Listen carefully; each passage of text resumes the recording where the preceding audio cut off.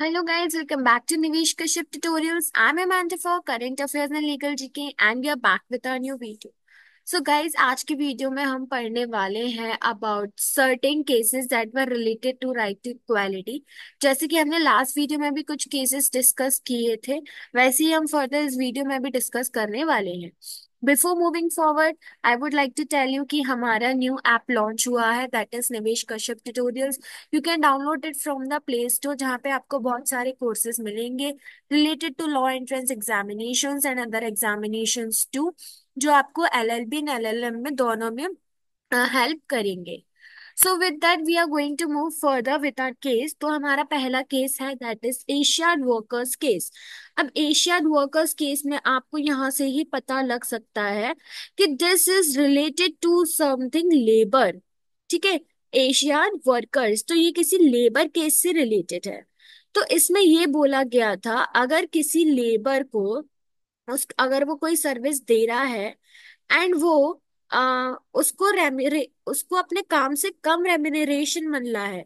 ठीक है, जो जो भी वो काम कर रहा है उसके लिए उसको कम पैसे मिल रहे हैं, उसके काम के अकॉर्डिंग पैसे नहीं मिल रहे हैं, तो उसको फोर्स्ड लेबर के अंडर डाला जाएगा, जो कि आर्टिकल 23 ऑफ द कॉन्स्टिट्यूशन में आता है. सो आई होप आपको ये समझ आया होगा कि सुप्रीम कोर्ट ने इसमें क्या जज किया था. तो लेट्स एक बार हम इसको पढ़ लेते हैं कि Supreme Court said that when a person provides labour of service to another for remuneration which is less than the minimum wage, जो उसकी मिनिमम वेज डिसाइड करते हैं जो भी होती है, अगर उससे कम पैसे दे रहा है वो, जो भी उनका मालिक है उस लेबर को कम पैसे दे रहा है जो भी उसको हायर करता है, तो ऐसी जो लेबर और सर्विस जो है जो वो प्रोवाइड कर रहा है वो किसके अंदर आएगी, फोर्स्ड लेबर के अंदर आएगी, क्योंकि उसको मिनिमम वेजेस वहां पे नहीं मिल रहे हैं. ऐसा दिया गया है हमारे आर्टिकल 23 ऑफ द कॉन्स्टिट्यूशन में. अब अगर हम नेक्स्ट देखें तो ये है हमारा Machhi Singh and others versus state of Punjab में. अब Machhi Singh and other states of Punjab में क्या था, it was related to death penalty. Death penalty में कैसे, सुप्रीम कोर्ट ने ये बोला कि rarest of the rare cases में, जहां पे जो कलेक्टिव कम्युनिटी होती है, अगर कोई केस ऐसा होता है जहां पूरी कम्युनिटी को ऐसा लगता है कि हाँ इसको डेथ पेनल्टी मिलना चाहिए, तो डेथ पेनल्टी वहां पे देना चाहिए एट लास्ट, क्योंकि supreme court rarest of the rarest case में डेथ पेनल्टी देता है. एंड जहां पे पूरी कम्युनिटी कहीं ना कहीं इफेक्ट होती है या उस इंसिडेंट से इतना शॉक होती है, तो वहां पे सुप्रीम कोर्ट का ये कहना है कि उस पर्टिकुलर जो भी पर्सन है जिसने भी क्रिमिनल होल्डर है, उसको क्या डेथ पेनल्टी उस पर्टिकुलर केस के लिए देना चाहिए. अब नेक्स्ट अगर हम देखें, चलिए इसको पहले एक बार पढ़ लेते हैं हम, कि Supreme Court held that in the rarest of the rare case when the collective conscience of the community is so shocked that it will expect the holders of the judicial power center to inflict death penalty, then the death penalty may be sanctioned. अगर जो भी community है पूरी, जो भी particular place की या किसी चीज से रिलेटेड कम्युनिटी जो भी है, वो ऐसा उस इंसिडेंट से इतना शॉक हो गई है एंड वो पूरे लोग ये डिमांड कर रहे हैं कि उस पर्टिकुलर पर्सन को आप डेथ पेनल्टी दीजिए, जुडिशियल लोगों से मांग कर रहे हैं, तो वहां पे सुप्रीम कोर्ट ने ये बोला कि डेथ पेनल्टी उनको देना चाहिए. नेक्स्ट अगर हम देखें तो वो है Association for Democratic Reforms case. अब इसमें क्या था, it is basically related to freedom of speech and expression. Freedom of speech and expression में राइट टू इम्पार्ट और रिसीव इंफॉर्मेशन भी आता है, कि इंफॉर्मेशन देना एंड लेना भी. इसका मतलब होता है फ्रीडम टू होल्ड ओपिनियंस. अब कोर्ट ने ये बोला कि जो गुड डेमोक्रेसी है उसकी डेफिनेशन क्या है. गुड डेमोक्रेसी जो भी है वो होती है नोइंग सिटीजनरी. ठीक है, अब अगर लोगों को ही इंफॉर्मेशन के बारे में पता नहीं चलेगा तो वो अनइन्फॉर्म सिटीजनरी हो जाएगा. मतलब जो भी हमारे आसपास चल रहा है, हमारे देश में चल रहा है, जो भी लेटेस्ट अपडेट्स है वो सिटीजन्स को पता होना चाहिए. तो वो हमको किसके थ्रू मिलती है, मीडिया के थ्रू मिलती है. वही freedom of speech and expression नहीं होगा, लोगों में freedom of speech and expression नहीं होगा, आप इम्पार्ट और रिसीव इंफॉर्मेशन कर ही नहीं पा रहे हो, तो कैसे फिर आप यू इन्फॉर्म्ड सिटीजन बन पाओगे। तो यहाँ पे उन्होंने यही कहा कि जो गुड डेमोक्रेसी होती है वो किसके लिए होती है, नोइंग सिटीजनरी। ठीक है, एंड जहां पे भी डिसइंफॉर्मेशन या लैक ऑफ इंफॉर्मेशन होता है वो अनइन्फॉर्म सिटीजनरी होता है, जो कि एक इम्पैक्ट होता है हमारी डेमोक्रेसी पे। तो कोर्ट ने यहाँ बोला कि freedom of speech and expression होना चाहिए, एंड उसके अंदर इम्पार्ट एंड रिसीव इंफॉर्मेशन का भी पर्पस होना चाहिए। अब अगर हम नेक्स्ट पढ़े तो वो है Shatrughan Chauhan versus Union of India का केस, जो कि 2014 का केस है। इसमें आया था रिलेटेड टू द प्रेसिडेंट की mercy of giving death penalty. Means आप कितनी टाइम तक किसी पर्सन को रोक सकते हो, उसको सिर्फ टॉर्चर कर सकते हो डेथ पेनल्टी के लिए बिफोर गिविंग इट। तो कोर्ट ने ये बोला कि जितना भी प्रेसिडेंट डिले करते हैं in rejecting mercy to a death penalty, ठीक है, जो भी विक्टिम है मींस जो भी क्रिमिनल होल्डर है वो मर्सी लाता है, एक रिक्वेस्ट लाता है कि आप मुझे डेथ पेनल्टी मत दो। प्रेसिडेंट उसको है ना डिले करता रहता है, करता करता रहता है। वो एक तरीके का टॉर्चर होता है, क्योंकि जो क्रिमिनल होल्डर होता है उसको तो कहीं ना कहीं लगता है कि हाँ मुझे डेथ पेनल्टी मिलने वाली है, मुझे फांसी होने वाली है। ठीक है, तो यहाँ पे बोला कि such delay by the president it's sufficient in itself to entitle the end convict to a commutation. ठीक है, फिर उसके बाद ये आया कि कोर्ट ने रिफ्यूज कर दिया सर्टेन नंबर ऑफ इयर्स जब तक आप डिले कर सकते हैं। ठीक है, एंड उसको क्या होता है एक्चुअली, जितनी भी डिले होती है कोर्ट का कहना ये है कि वो एक टॉर्चर होता है। ठीक है, जो भी क्रिमिनल होल्डर है उसके लिए ये एक टॉर्चर होता है। एंड यहाँ पे कोई एक फिक्स्ड नंबर ऑफ इयर्स नहीं है कि आप कब तक उसको डिले कर सकते हो।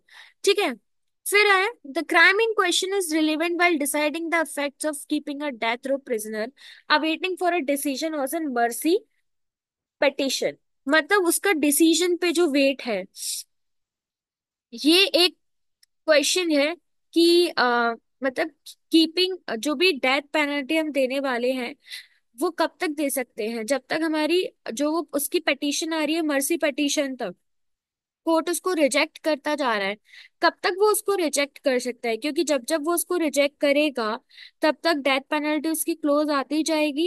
And means how many times, कब तक वो उसको डिले कर सकता है, because it is totally amounting to a torture. Now, at last, suffering that comes with anticipating death on an everyday basis for the judges amounted to torture।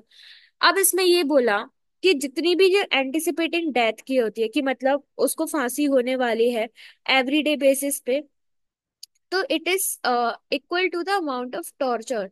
That is कि यहाँ पे कहीं ना कहीं टॉर्चर होता है जो कि which is violative of the right to life, जो कि दिया है आर्टिकल 21 में। Because in any sense torture is just equal to the right to means it is against right to life.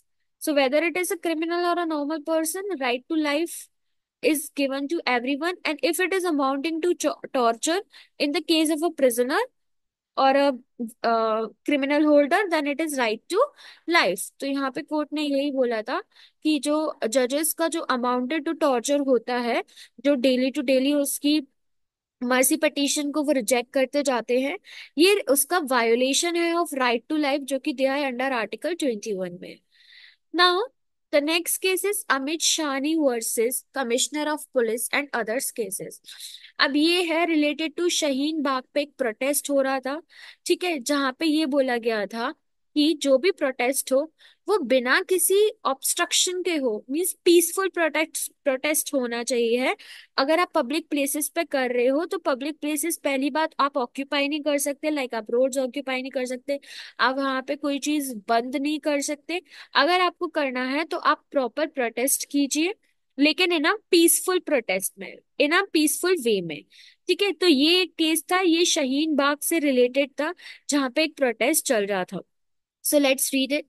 The Supreme Court has found the indefinite occupation of a public road by a Shaheen Bagh protester is unacceptable, and the administration ought to take action to keep the areas clear of encroachments or obstructions. तो वहां पे जब भी अगर कुछ unacceptable चीजें हो रही हैं तो जो एडमिनिस्ट्रेशन है, वहां की पुलिस है, जो भी है, वो वहां पे एक्शंस लेगी कि आप उस एरिया को क्लियर कीजिए जहां पे ये सारे ऑब्स्ट्रक्शंस या जो भी चीजें हो रही हैं।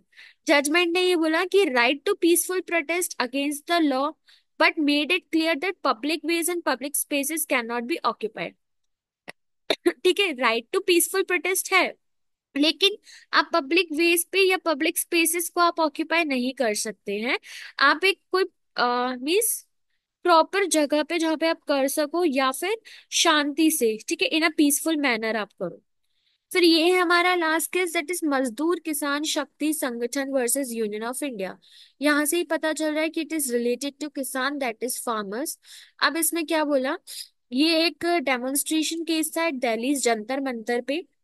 यहाँ पे ये बोला गया कि the court in this case try to balance interest of local residents, जो वहां के लोकल रेसिडेंट्स थे, एंड प्रोटेस्टर्स, ठीक है, to hold demonstrations and directed the police to devise proper mechanism for limited use of the area for peaceful protest and demonstration। यहाँ पे भी जो प्रोटेस्ट चल रहा था वो बेसिकली जो कोर्ट था, उन्होंने बैलेंस आउट करने की कोशिश की, जो वहाँ के लोकल रेसिडेंट्स थे उनके बीच में, प्रोटेस्टर्स के बीच में। प्रोटेस्टर्स की वजह से कुछ लोकल रेसिडेंट्स को दिक्कत हो रही थी, तो उस केस में यहाँ पे ये कहा कि आप एक लिमिटेड यूज करो किसी एरिया का, एंड वहां पे आप proper peaceful protest and demonstration करो। एंड यहाँ पे इस चीज की जिम्मेदारी किसको, पुलिस को डायरेक्ट किया गया था कि आपके पास ये है कि आप एक प्रॉपर मैकेनिज्म बनाओ, एंड वहां पे एक प्रॉपर यूज होना चाहिए, एक प्रॉपर एरिया का, लिमिटेड एरिया का, एंड पीसफुल प्रोटेस्ट होना चाहिए। कोर्ट ने बोला कि democracy and dissent go hand in hand, and then demonstrations expressing dissent have to be designated places alone। So basically उनका कहना ये था कि जब भी कोई प्रोटेस्ट हो रहा है, कुछ भी हो रहा है, पब्लिक प्लेस है तो लिमिटेड यूज होना चाहिए, पीसफुल मैनर में होना चाहिए, कोई भी ऑब्स्ट्रक्शंस नहीं होना चाहिए at the public places. So guys, this was the end of the video. I hope that you would like our video. Before going, just like the video, hit the bell icon, subscribe to the channel. Also, don't forget to share the video. Also, you can download our apps from the Play Store. The link is given in the description box. Thanks for watching the video.